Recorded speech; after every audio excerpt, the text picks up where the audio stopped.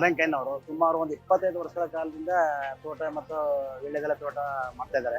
ಆದ್ರೆ ಇಲ್ಲಿರೋಂಥ ಜನಗಳಿಗೆ ಕೃಷಿ ಬಗ್ಗೆ ಒಂದು ಔಷಧಿಗಳಾಗ್ಲಿ ಗೊಬ್ಬರಗಳಾಗ್ಲಿ ಎಲ್ಲ ಸಹಕಾರ ಕೊಡ್ತವ್ರೆ. ನಮಗೆ ಗೊಬ್ಬರಗಳು ಮತ್ತೆ ಏನ್ ಬೇಕೋ ಇದೆಲ್ಲ ಕೊಡ್ತಾ ಇದಾರೆ. ನಾವು ತಗೋತಾ ಇದ್ದೀವಿ. ಮರಂಕ ಅವರು ಸಹ ಇವರು ನಮ್ಮ ಜೊತೆಗೆ ಫ್ರೆಂಡ್ ಆಗಿ ಮತ್ತು ರೈತರಾಗಿ ಇವರು ಸಹ ನಮ್ಮ ಜೊತೆ ಇದ್ರು. ಇವ್ರು ನಮಗೆ ಕೆಲವು ಸಲಹೆಗಳನ್ನು ಕೊಡ್ತಾ ಇದ್ರು. ವೀಳ್ಯದೆಲೆ ಹೇಗೆ ಮಾಡೋದು ಅದರ ಬಗ್ಗೆ ಎಲ್ಲ ಮಾಹಿತಿ ಕೊಡ್ತಾ ಇದ್ರು. ಮತ್ತು ವೀಳ್ಯದೆಲೆಗೆ ರೋಗ ಬಂದ್ರೆ ಮತ್ತು ಇದಕ್ಕೆಲ್ಲ ಹೇಗೆ ಔಷಧಿ ಇದು ಮಾಡ್ಬೇಕು ಅನ್ನೋದ್ರ ಬಗ್ಗೆ ಎಲ್ಲ ಇವರು ನಮಗೆ ಮಾಹಿತಿ ಇಲ್ಲಿ ಕೃಷಿ ಡಿಪಾರ್ಟ್ಮೆಂಟ್ ತಿಳ್ಕೊಬಂದು ನಮಗೆ ಹೇಳ್ಕೊಡ್ತಾ ಇದ್ರು.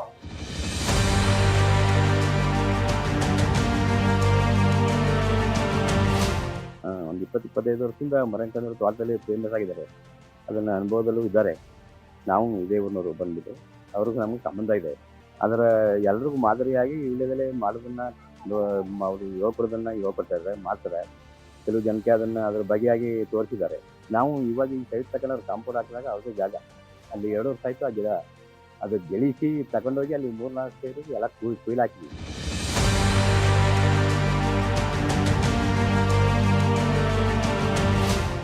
ಗೊಬ್ಬರಗಳು ಈಗಿನ ತೋಟಕ್ಕಾಗ್ಲಿ ವೀಳ್ಯದೆಲೆ ತೋಟಕ್ಕಾಗ್ಲಿ ಬಂದಂತೆ ಒಂದು ಸೌಲಭ್ಯಗಳು ನಮ್ಗೆ ತಿಳಿಸ್ತಾರೆ ಅಷ್ಟೇ. ಗೊಬ್ಬರಗಳು ಮತ್ತು ಬೇವರಂಡಿ ಆಗಲಿ ಔಷಧಿಗಳಾಗಲಿ ಕೊಡ್ತಾರೆ. ನಾವು ತಗೋತಾ ಇದೀವಿ.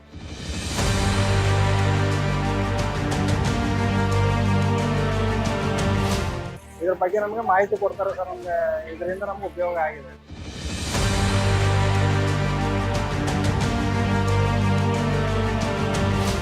ಊರಲ್ಲಿ ಎಲ್ಲ ಅವ್ರ ಬಗ್ಗೆ ಊರಲ್ಲಿ ಎಲ್ಲ ಗೌರವ ಚೆನ್ನಾಗಿದ್ದಾರೆ. ಅದು ಯಾರಿಗೂ ಏನು ಭೇದಭಾವ ಬಯಸೋದಿಲ್ಲ, ನಿಷ್ಠುರವಾಗಿ ನಡೆಸೋದಿಲ್ಲ, ಕೆಟ್ಟಾಗಿ ಯಾರನ್ನೂ ಬಯಸೋದಿಲ್ಲ. ಚೆನ್ನಾಗಿದ್ದಾರೆ ಅವರು.